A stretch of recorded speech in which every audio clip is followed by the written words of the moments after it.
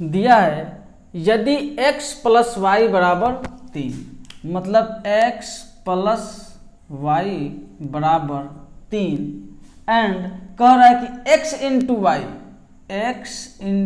Y बराबर 2 दिया है।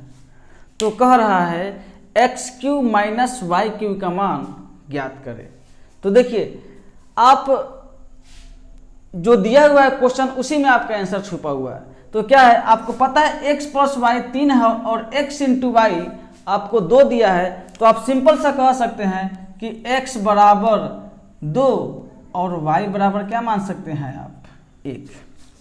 कैसे हुआ, तो देखिए जब इन दोनों को x y को जोड़िएगा तो 3 हो जाएगा, और जब इन दोनों को आप गुना कीजिएगा तो 2 गुना 1 2 आ गया 2, बस x का मान निकल गया, y का मान निकल गया।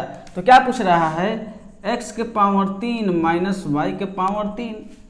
तो x का मान है 2, 2 का क्यू माइनस y का मान है 1, 1 का क्यू, यानी कि 2 का क्यू हो जाएगा 8 माइनस 1 बराबर 7 हुआ आपका आंसर। एक समानांतर चतुर्भुज PQRS जिसकी भुजाओं की लंबाई 8 सेंटीमीटर और 12 सेंटीमीटर है, मतलब दिया हुआ है समानांतर चतुर्भुज। आपको पता होना चाहिए समानांतर चतुर्भुज में आमने सामने की भुजा बराबर और एक दूसरे के क्या होती है, समानांतर होती है। आमने सामने की भुजा, तो मानते हैं ये हुआ P, ये रहा Q, ये रहा R और ये रहा S। यह बराबर यह होगा, यानी कि यह है 8 सेंटीमीटर और यह दिया है कितना 12 सेंटीमीटर, तो यह भी हो जाएगा आपको 12 सेंटीमीटर। फिर कह रहा है में 10 सेंटीमीटर लंबा एक विकर्ण है, तो मानते हैं एक विकर्ण आपको दे दिया क्या यहाँ पर 10 सेंटीमीटर। तो कह रहा है दूसरे विकर्ण की लंबाई लगभग में ज्ञात करना है। लगभग में मतलब ये वाला विकर्ण पूछ रहा है आपको क्या होगा। तो जब भी ऐसा क्वेश्चन दे दे तो सिंपली क्या कीजिएगा, विकर्णों के वर्गों का योग, विकर्णों के वर्गों का योग। तो पहला विकर्ण है PR का स्क्वायर प्लस QS का स्क्वायर। विकर्णों के वर्गों का योग इनके भुजाओं की लंबाइयों के वर्गों के योग के 2 गुने के बराबर होता है। मतलब भुजाओं की लंबाई यहाँ PQ का स्क्वायर प्लस QR का स्क्वायर के योग के 2 गुने के क्या होता है, बराबर होता है। बस इसमें मान रखिए आपका आंसर निकल जाएगा।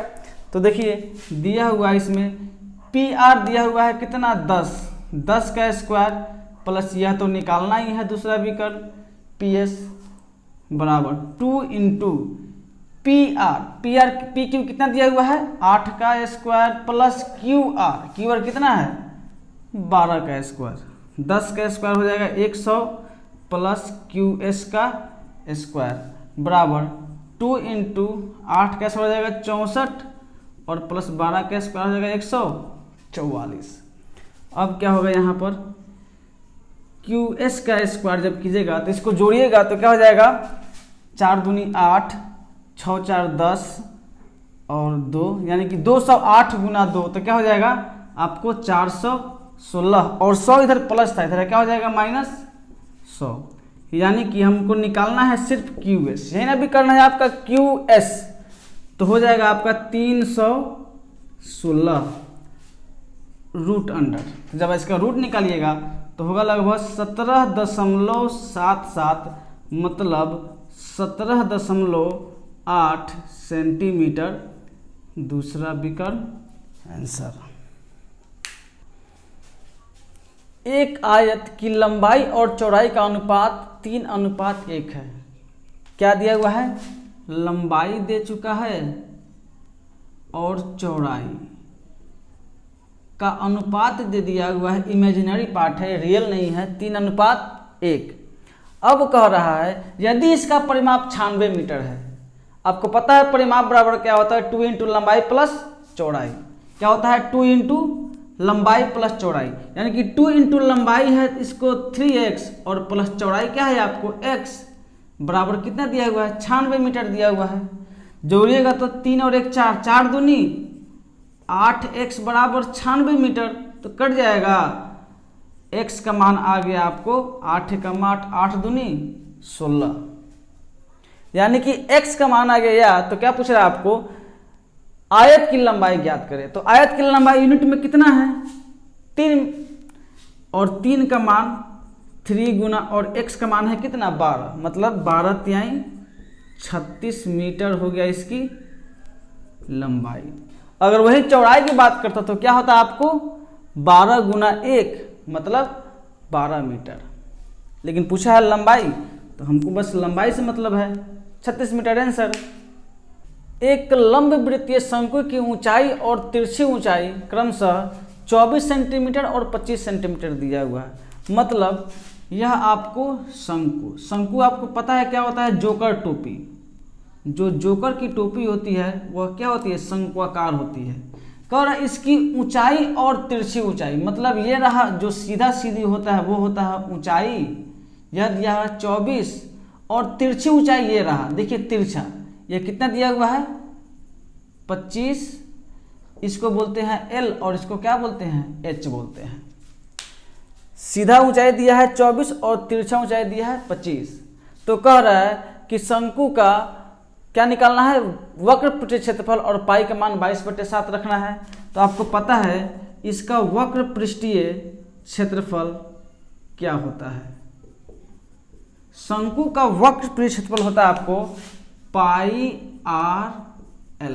क्या होता है पाई आर एल, मतलब पाई का मान पता है 22/7, एल का मान पता है 25, लेकिन आर नहीं पता है, तो आर हम यहाँ से निकालेंगे। देखिए यह आपको समकोण त्रिभुज बन रहा है, और समकोण त्रिभुज के सामने का कर्ण दिया है, लंब दिया है, तो आधार यही ना आर है आपको, आर तो यही ना है, इसको निकालना पड़ेगा पहले आर। तो आर बराबर हो जाएगा इसमें, आर समकोण त्रिभुज में आर बराबर होता है, ये हो जाएगा आपका लंब स्क्वायर, यानी कि 25 का स्क्वायर और माइनस 24 का स्क्वायर।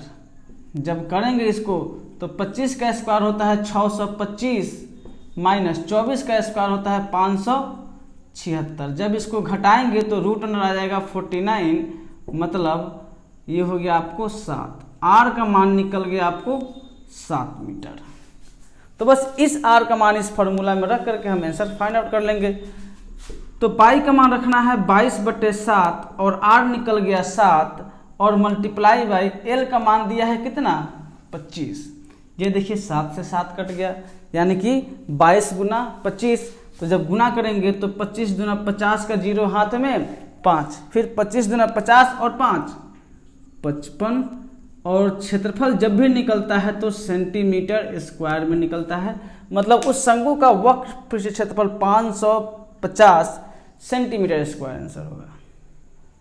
कह रहा है कितने मूलधन का, कितने मूलधन मतलब मूलधन कितना, मतलब यही निकालना है आपको प्रिंसिपल पी। कितने मूलधन का 6% वार्षिक दर से 10 वर्ष में साधारण ब्याज कितना प्राप्त होता है 120 रुपये। यह साधारण ब्याज दिया हुआ है, मतलब SI दर दिया है आपको 6% और समय दिया है 10 वर्ष। आपको पता है जितना प्रिंसिपल होता है उसी का जो होता है दर गुना समय, यह आपको क्या निकलता है ब्याज, यानी कि 10 गुना 6% बराबर कितना दे चुका है आपको 120 रुपया, यानी कि 10 छक 60% बराबर 120 रुपया। और मूलधन जब भी निकालते हैं तो किस पर निकालते हैं, अपने आप में 100% होता है। तो बस प्रिंसिपल पूछ रहा है तो निकाल देंगे 100% पे बराबर, तो 120/10 छक 60 और गुना क्या हो गया आपको 100। तो ये कट गया 6 दूनी 12, मतलब 200 रुपया क्या था मूलधन था, जिसका ब्याज 6% से 10 वर्ष में 120 रुपया प्राप्त हो गया। हमसे पूछा है मूलधन, तो मूलधन हो गया आपको 200।